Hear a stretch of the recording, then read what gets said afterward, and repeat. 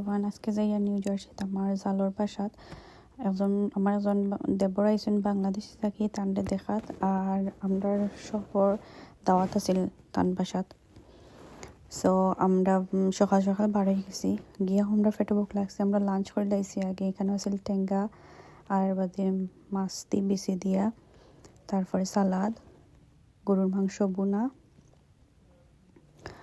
আর seal roast আর biryani.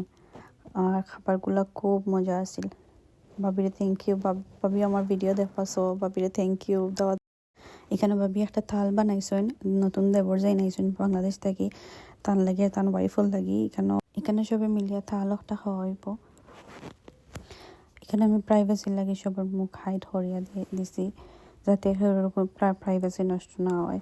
So দেখতে থাকা, enjoy করো। Thank you for watching my videos.